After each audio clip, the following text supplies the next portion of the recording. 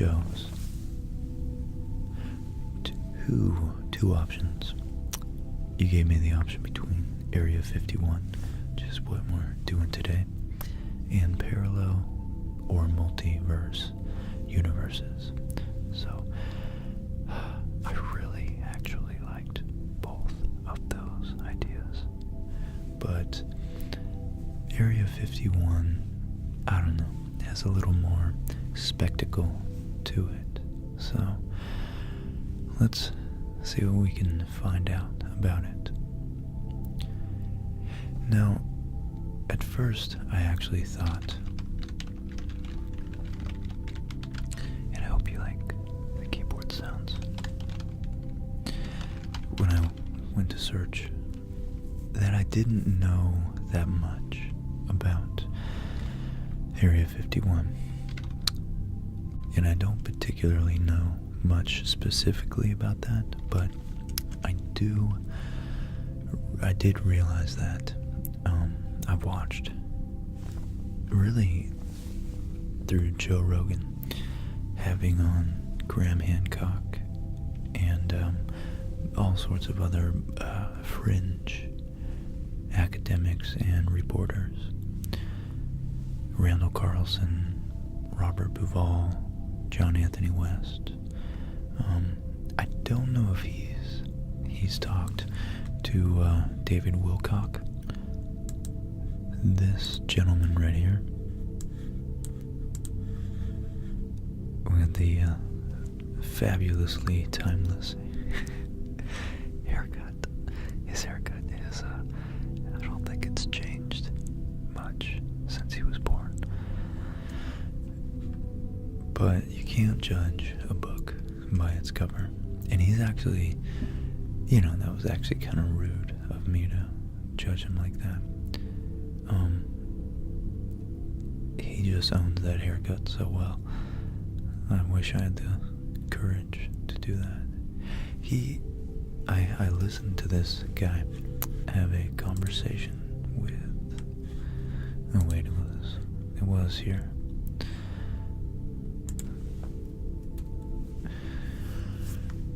With Graham Hancock, about, well, it's funny, it's the meeting of the cocks, I guess, about, well, the origin of humanity, secret origin. And there's a whole rabbit. I'm gonna really try hard to stay on track. I'm just trying to give you a context for my understanding of this. So, Graham Hancock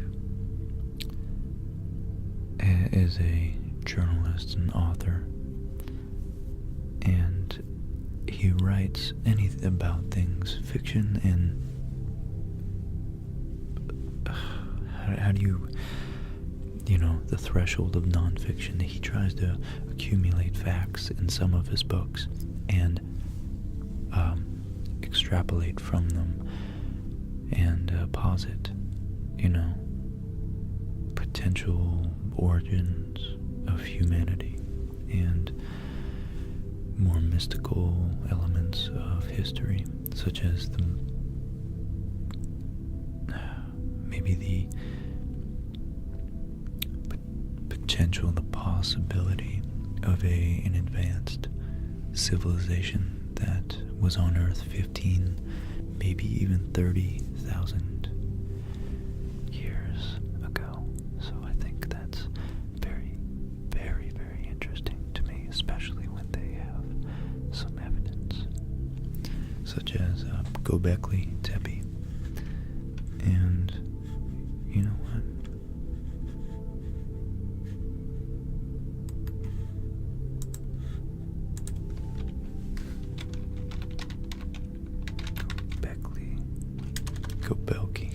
Göbekli Tepe.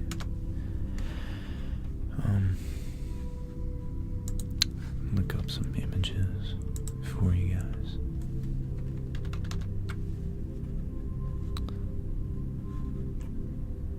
Which is one of the few sites to actually be verified by credible academic geologists and archaeologists to have been 10,000 years old. So 10,000 years ago in Turkey, which is not, of course, is modern-day Troy. It's not, probably only a couple hundred miles away from where we think Troy was. 9,000 years after this, mind you. So it's definitely no wonder that perhaps the Trojan Wall claimed to be built, as we're learning in our expedition through the Odyssey, the adventures of Odysseus, that Poseidon himself built the Wall of Troy, which you can't imagine people would come to believe if they A, had no real written history, and B, had no scientific perspective of the world, and the world was more a blend of metaphors and religious imagery and a living world, really, that was very much infused with spirituality. So it wouldn't be a stretch for them. I really want to sound like Chicho right now. Chicho was awesome, and he just makes me feel like him, like he's saying right. It wouldn't be a stretch, right, to assume that these people during 1,000 or 1,500 BC looked back 8,000 years, and of course, knowing Göbekli Tepe had all this acres and acres and acres of these huge monoliths. It wouldn't be a stretch to think that perhaps in their view humans were less likely than gods to have actually created these monuments and therefore their own walls. And like many cities, maybe Troy was built and razed, pillaged, plundered, and destroyed, and then rebuilt on top of its ashes. No doubt intimately connected with the imagery of the phoenix. So, Area 51, which I might not call this episode Area 51 because so far 10 minutes have gone by and I haven't talked about it. I just want to say that I think there's a blurry line between where fringe, the word keeps escaping me. I want to say supposition, speculation. There we go, right? Speculation, right? And rigorous adherence to not speculating and just the facts on what we know. And I think science has its merit that it's very valuable to not overextend our certainty of knowledge. And there's so many realms, so many ways I can take this, but I think the great speculators who actually are as rigorous as one can be when speculating about such grandiose things as aliens and deep history, I think they're immensely valuable because they lead to more artistic, more religious, more spiritual, more philosophical, at a more articulated level, understanding of history and the world as we discover it. So I think it's always good to take into account and not be too certain that one area of exploration is sufficient to explain the whole world. So, I just want to credit science and religion and rigorous, archaeology and fact-checking and logic, solid logic and mathematics with narratives and the human experience. And I don't think... I should be doing these, shouldn't I? I just don't think that one or the other has the final word yet. Well, that was a doozy of an intro. And here I thought this would be a 30-minute episode.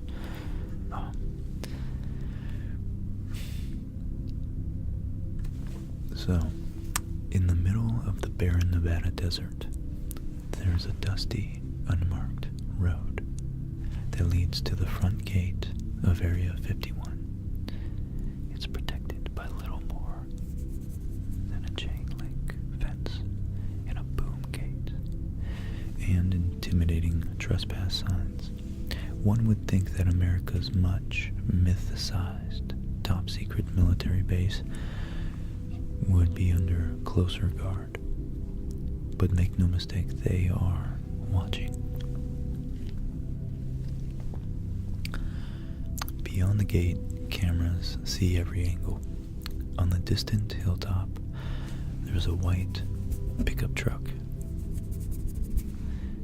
with a tinted windshield on everything below, peering down on everything below.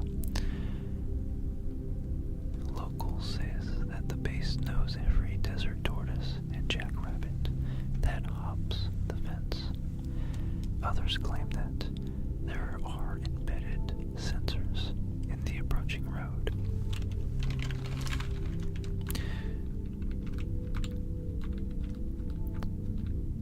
And of course, the fact that this speculation, I'm sure, does nothing but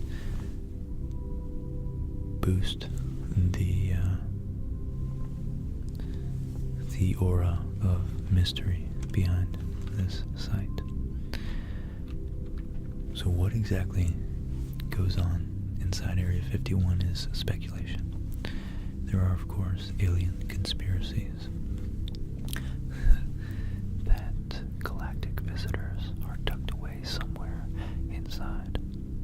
One of the more colorful rumors insists that the infamous 1947 Roswell crash was actually a Soviet aircraft piloted by mutated midgets, and the wreckage remains on the grounds of Area 51. That's quite a wild speculation, but I don't know, maybe I'm laughing because I'm secretly scared that it's true. Some even believe that the U.S. government filmed the 1969 moon landing in one of its hangars. For all the myths and legends, what's true is that Area 51 is a real and still very, very active military base. There may not be aliens or a moon landing movie set inside those fences, but something is going on, and only a select few are privy to what's happening further down that closely monitored, windswept Nevada road. And you know what? I have a little black book of secrets right here.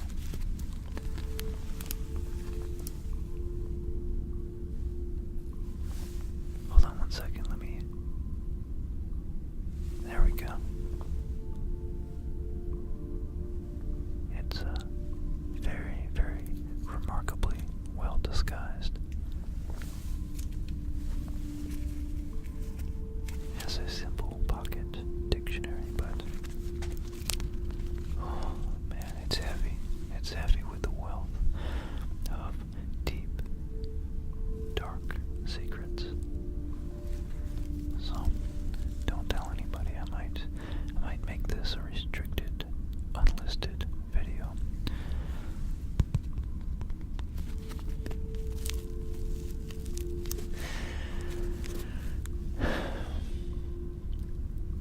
the forbidden aspect.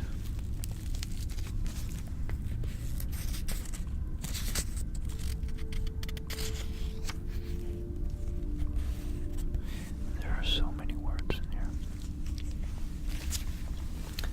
Here's an alias page, just in case someone asks me to open it up.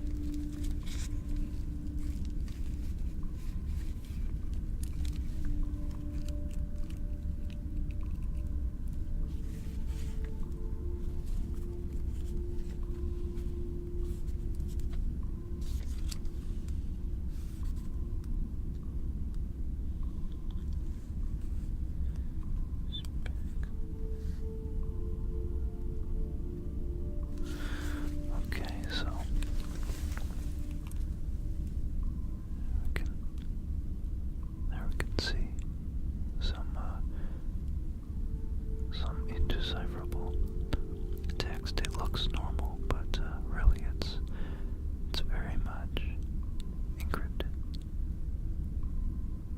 It's just there to fool you.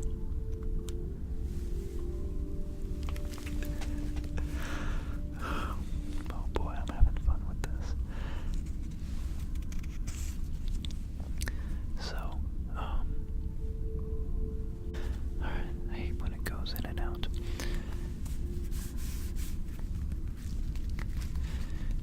So the forbidden aspect of Area 51 is what makes people want to know what's there, says aerospace historian and author Peter Merlin, who's been researching Area 51 for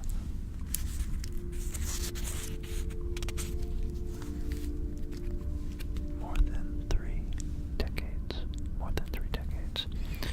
And sure, there's still a lot going on there. Okay, so I wanted to flesh out as much as I can in this one episode the both sides of a very practical,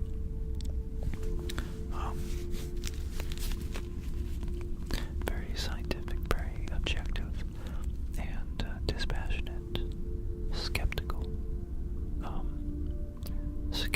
of certain skepticism view, and also a more, I would say, a more believable. It's funny because these words are very changeable from depending on the perspective. If you're one that sees all conspiracy as goofy, or one that sees everything as a conspiracy. So from the one side, what is skeptical, could be thinking that it's skeptical to believe in all these alien theories. But on the other side, if you're one who is a conspiratorially minded individual, you might view everything, you might be skeptical of the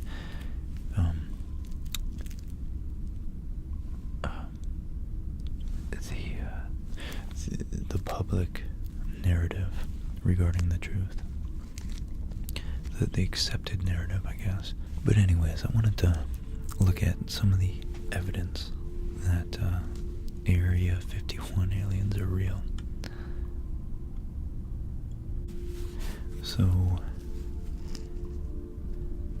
the wreckage says there are, so this is going to be a little biased because I personally,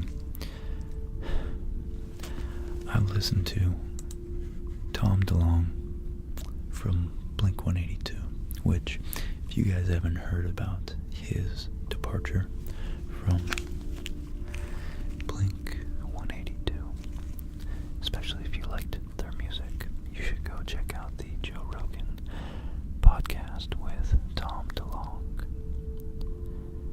And it is particularly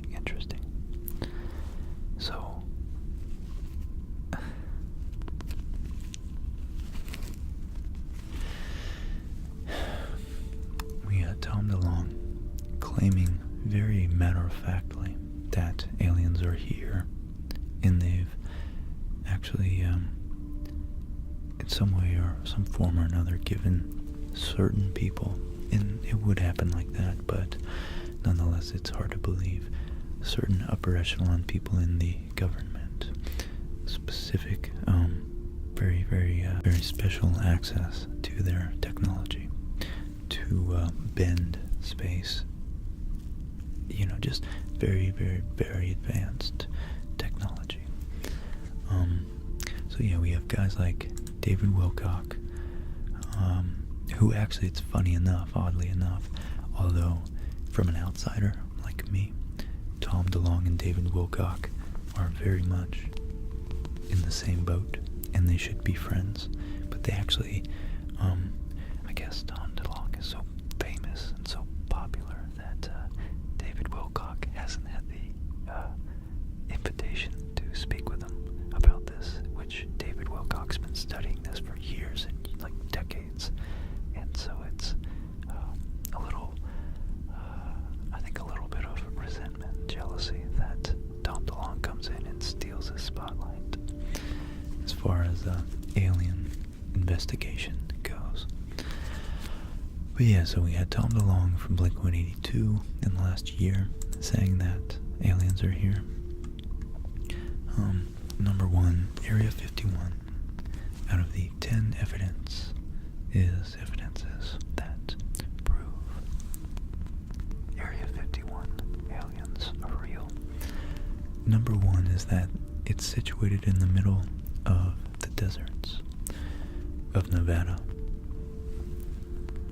and people from nearby towns have reported sightings of strange lights. As per eyewitnesses, the lights do not look like they're, let me zoom in a little bit, they do not look like they're coming from fighter jets or other earthly aviation units.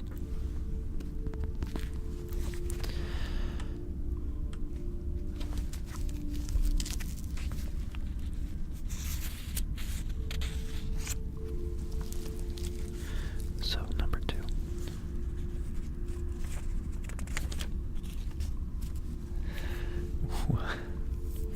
This book is so done. While there is no official confirmation, radars have detected objects that fly with supersonic speed over that area. And F-16s or other Air Force planes are not supposed to fly at that speed, is what alien enthusiasts have to say. And here we have a picture of some very giant spheres, discs, saucers, if you will, that look like they might be hard to identify when they are flying as objects in the air. Number three, this autopsy video. This is a video, really. Wow, that's very, I guess I should have warned you guys before that, but I don't know. I was watching Mad Men the other day with Molly, and the first wife of Don Draper, the main character, put on a fat suit. She's, her name's, January Jones. Very attractive, very good actress. And I actually recognized her from the X-Men, but also from Last Man on Earth, which I love that show. And she is skinny as a toothpick. And the point of that is that her fat suit, I literally had to Google it to see if, because I couldn't believe that they would make her do something so unhealthy as gain that much weight for her role, you know. So, come to find out, it was a fat suit, and it was so well done. that you wouldn't know. You simply wouldn't know. Oh. I'll show you. So I think that the aliens, at least pictures of them, could definitely be manufactured. Granted, I'm sure the technology is much, much better nowadays. Look. Yeah, look at this. So that's her in the fat suit. And it's just, I mean, these pictures don't necessarily do it justice. But she's relatively skinny. Not relatively, she's objectively skinny in real life. So that was her in season 1. That's what she normally looks like. And yeah, this was definitely a fat suit. It's just so realistic looking. I mean, where does the, maybe right there is where the fat suit ends, but still. So I think there's a lot more to prove. You got a lot more to prove than a simple picture.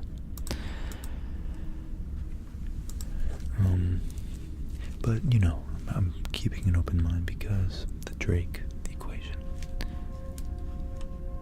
is pretty convincing to me that we have so many, we just have billions and billions of stars in our galaxy alone, just our galaxy, and they think trillions of galaxies. We'd be pretty darn special if we truly were the only sentient beings out there. So I just think a lot of this is hopeful, and I also think that it distracts from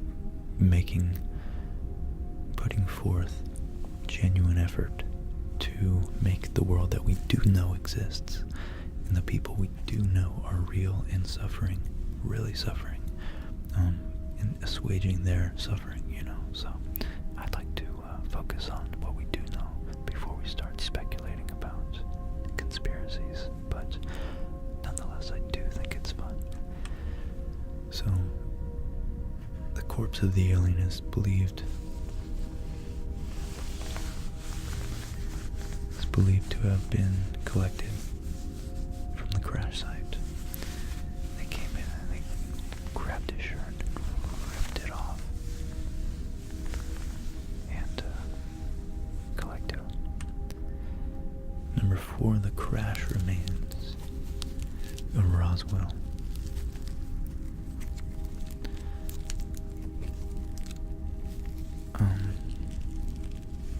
Of the Roswell incident were being secretly transported to Area 51 as the government wanted to study the technology that was used to make the aircraft.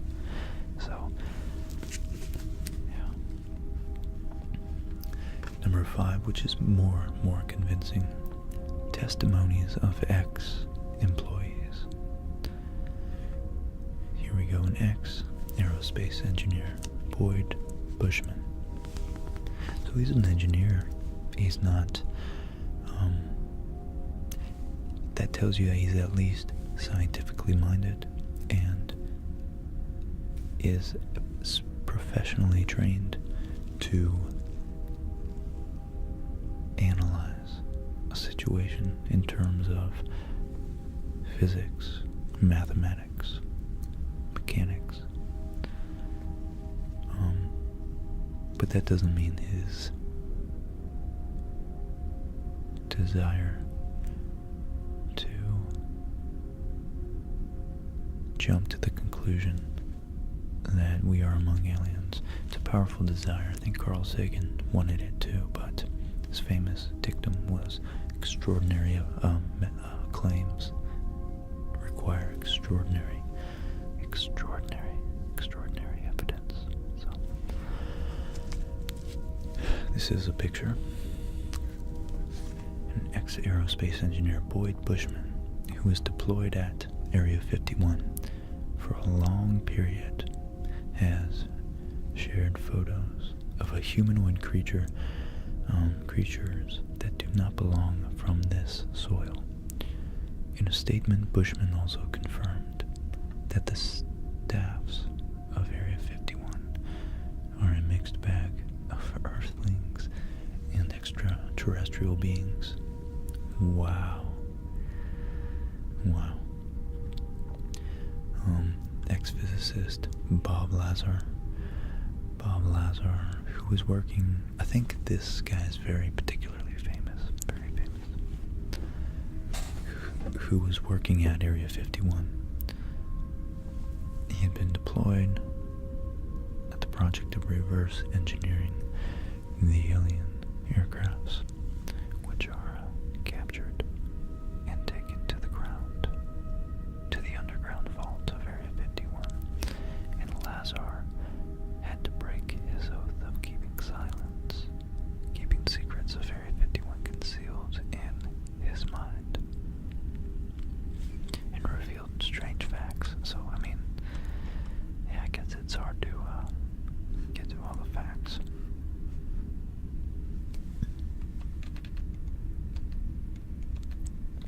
And here, if we zoom in, it says the collocated structure, a shell 15 centimeters thick, a waveguider, a positron emitter, a gravity amplifier head, a seat. So that says a seat. So it's just a weird juxtaposition, I guess. All forms inside are smoothed for electronic charge retention. That's interesting. Maximum angle of lens effect. Wow, okay. Rings. See, this is the type of stuff that convinces me. So, but again, I think Carl Sagan was a great example to follow when being skeptical. Gravity waveguides. Focus ring stacks, same thing. Millimeter electromagnetic waves pulsed through the shell casing, and the extent of hull structured as metallized waveguide. Interesting, very interesting. Wow. And honestly, an alien interstellar, or at least, interstellar spaceship, it does make sense that to deflect the maximum amount of debris to be most aerodynamic and particle dynamic, I guess, space dynamic, you would want the edge to be as small as possible, the leading edge, and then taper up from there, so that the particles, it can slice through a field of particles.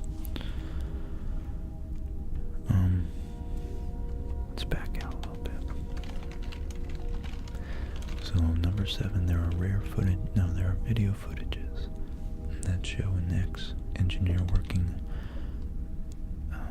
from Area 51 claiming that there were 4 live aliens who used to be stationed at Area 51 and worked alongside humans in the flying tasks of strange-looking aircrafts of futuristic designs. The engineer had worked there from 66 to 79, 1979. Okay, so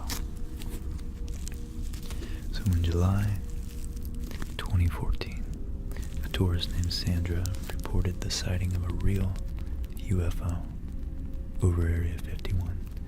She had filmed the UFO's flight while she was traveling through the desert and was recording the area in her movie camera from the bus window. She spotted something fly real fast before she could even react. Then the object was gone.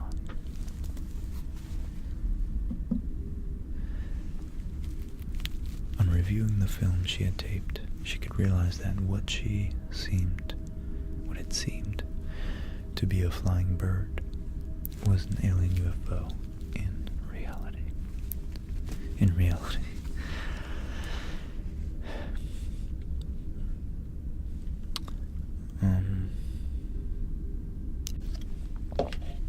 There are many conspiracy theories regarding the kind of work that is carried out. Until 2013, the government never acknowledged the very existence of something called Area 51, although it was an open secret since for decades. Yeah, I don't think a native English speaker wrote this article.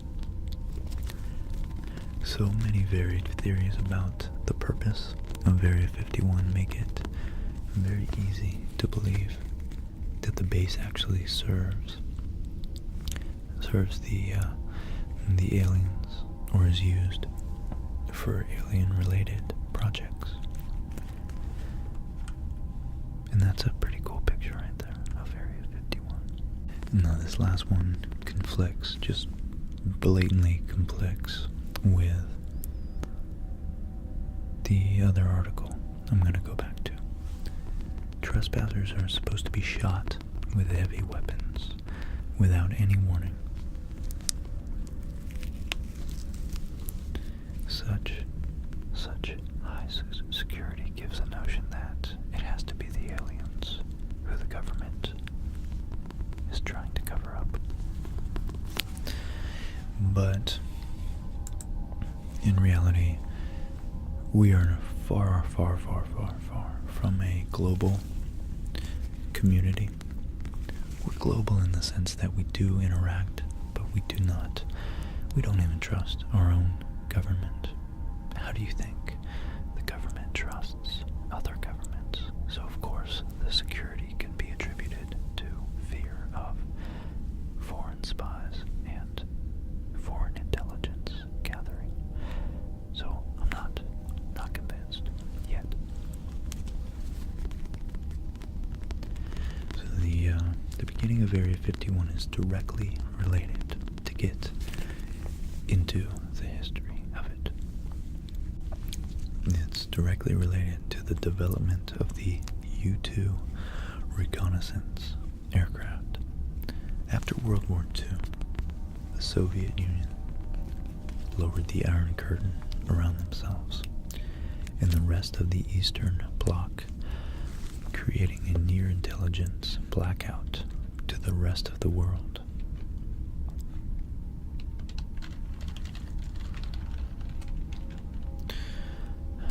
Oh, it's a curtain. I was thinking of the metaphor as a wall. So if you lower it, that means you're open, but it's a curtain, so lowering it means you're closed to the rest of the world. So the Iron Curtain, the notional barrier separating the former Soviet bloc. Okay. And just so we know, so we're clear. Wow, look at that. Here's a good picture. And maybe this one's better. Okay. The route of the Iron Curtain Trail. So it's just east of Finland. It's on the eastern side of the Baltic Sea.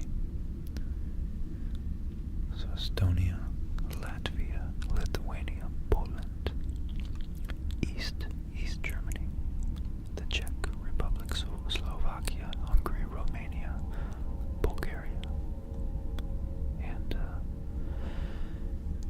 they were all on the within the Iron Curtain.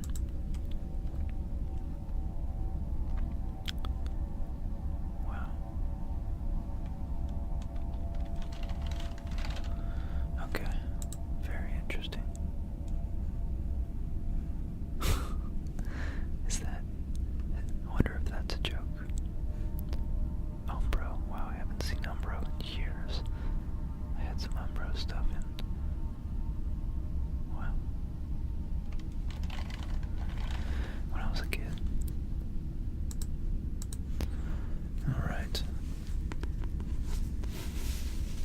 the Soviets backed North Korea's invasion of South Korea in June 1950, it became increasingly clear that the Kremlin would aggressively expand its influence. America worried about the USSR's technology intentions, and ability to launch a surprise attack, only a decade removed from the Japanese attack on Pearl Harbor. So, anybody old enough, let's see, I start remembering things from when I was about maybe 8, in terms of like understanding more wide, not political, but more national and global events that happened. So anybody maybe born, or an intelligent kid born before that, later than that, but maybe 1993, definitely remembers some shape, some form of 9/11. And I like to put it in perspective. I like to put it in perspective of, 10 years. 1945 and 1955, or 1940 and 1950, is the same as 2001 to 2011. So, just, it's interesting to reference modern events and have a connection between those two times. So in the early 50s, the U.S. Navy and Air Force sent low-flying aircraft on reconnaissance missions over the USSR, but they were at constant risk of being shot down. In November 1954, President Eisenhower approved the secret development of a high-altitude reconnaissance aircraft called the U-2 program. And one of the first orders of business was to track down a remote, covert location and training for training and testing. So they found it in the southern Nevada desert, near a salt flat known as Groom Lake, which had once been a World War II aerial gunnery range for the Army Air Corps pilots. Known by its map designation as Area 51, this middle-of-nowhere site became a top secret military base to convince workers to come. Kelly Johnson, one of the leading engineers there of the U-2 project, gave it a more enticing name: Paradise Ranch. Paradise Ranch. And here we have a nice little, I wonder where that font came from. Maybe some early sci-fi movies. But we have a nice cool little road sign that says Extraterrestrial Highway, I think, with a bunch of stickers on it. So, making a myth, the U-2 testing began in July 1955, and immediately reports came flooding in about UFO sightings, unidentified flying objects. If you read the details of a 1992 CIA report that was declassified with redactions in 1998 and then released nearly in full in 2013, it's easy to see why. Many of these sightings were observed by commercial airline pilots who had never seen an aircraft fly at such high altitudes. whereas today's airliners can soar as high as 45,000 feet, which is 9 miles, I think, almost 9 miles.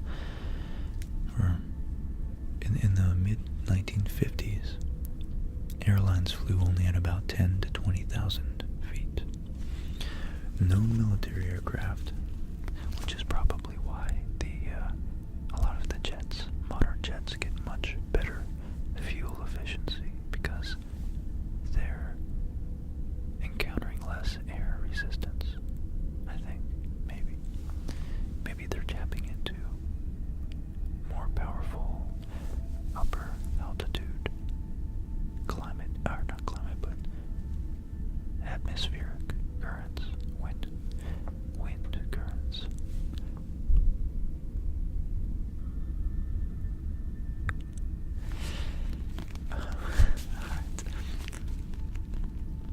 So, known military aircraft could get to 40,000 feet, but 60,000 feet would have been crazy. So, naturally, it says, Air Force officials knew the majority of these sightings were U-2 tests. Oh, is that where the band name comes from? I just put that. I just connected that. I wonder.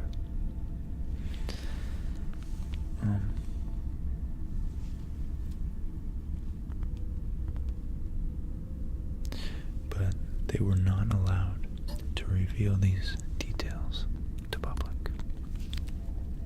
So natural phenomenon or high altitude weather research became the go-to explanation.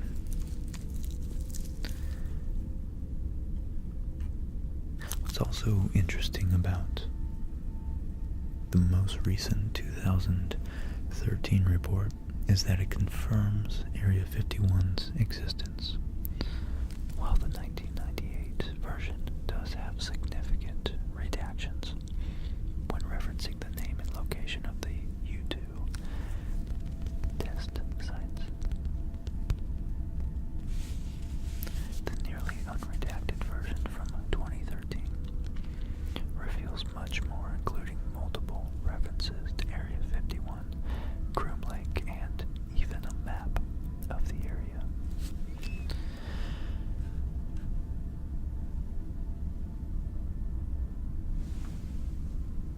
But U-2 operations halted in the late 50s and were replaced by more recent, more technologically advanced military aircrafts.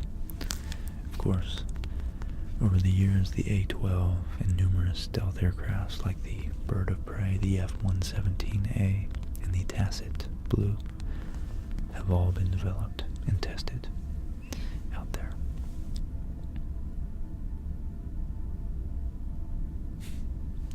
More declassified documents reveal Area 51's role in the Project Half Donut, a 1970s attempt to study covertly obtained Soviet MiGs.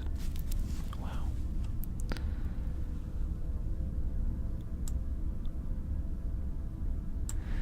And someone's quoted as saying, I'll read that later, I guess.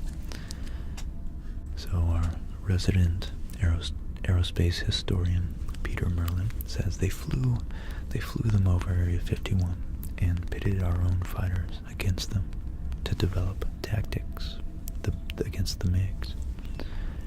And they learned that you can't outturn it, but you can outrun it. And it's still going on today.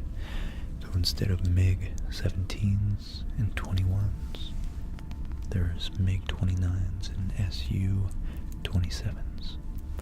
The fights are ongoing. In September 2017, an Air Force Lieutenant Colonel was killed under mysterious circumstances when his plane crashed in Nevada and the Pentagon would not immediately ID the aircraft. It seems he was most likely flying a foreign jet obtained by the United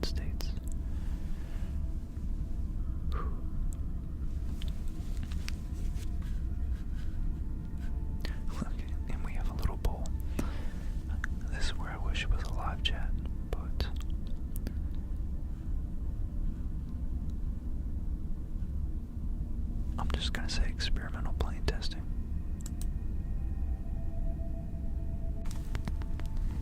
And look at that, it's 41% only think it's not aliens. Still a roughly even ratio though, 60-40.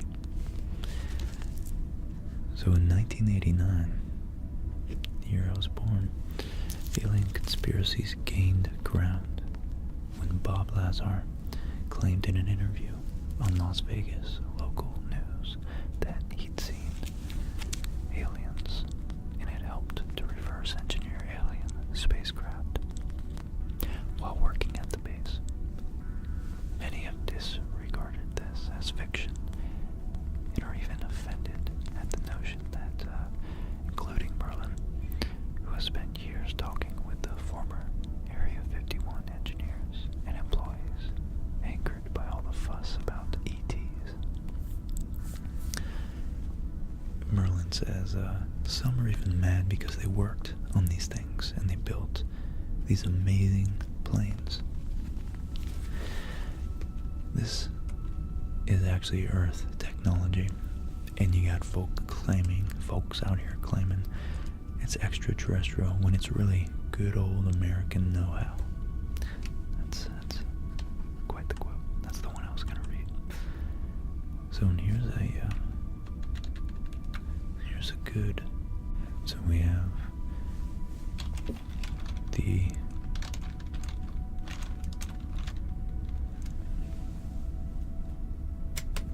aircraft here.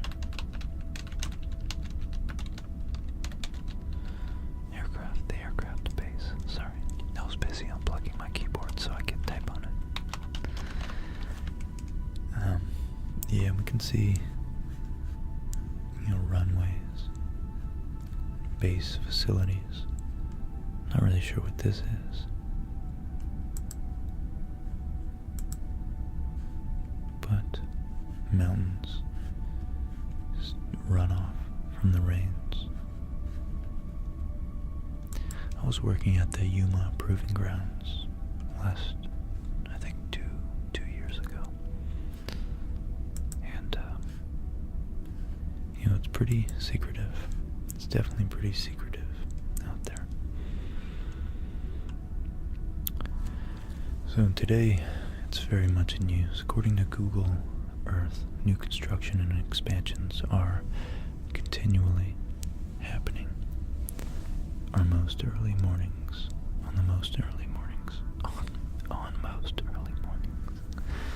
Eagle eyes visitors can spot strange lights in the sky moving up and down. No, it's not a UFO. It's actually the semi-secret contract commuter airline using the call sign Janet that transports workers from Las Vegas's McCarran Airport to the base. As for what's happening these days in America's most secretive military base, few know for sure. Merlin has some educated guess, including improved stealth technology, advanced weapons, electronic warfare systems, and in particular, unmanned aerial vehicles. Very, very cool. Otherwise called drones.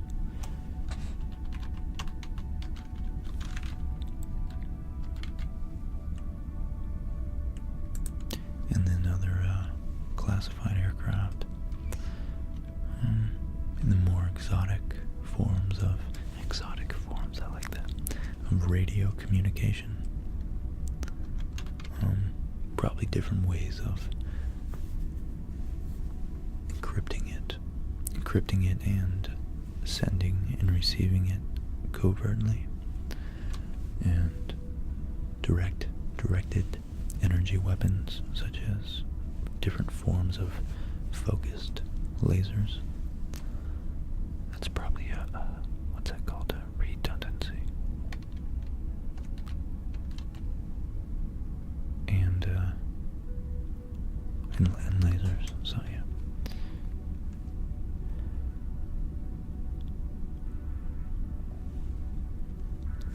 But yeah, Merlin hits it on the head. Anytime, at the most basic level, psychologically, anytime you have something secret or forbidden, it's human nature. You want to find out what it is. And what a better way to end this episode with that little quote. I like that. I would like that, wouldn't I? So, well guys, I was gonna read some of the Wikipedia article, but that article was pretty sufficient, and I have to get going to my job. Top secret. I can't be late. They locked down the facility at a certain time, and I must go. I must depart.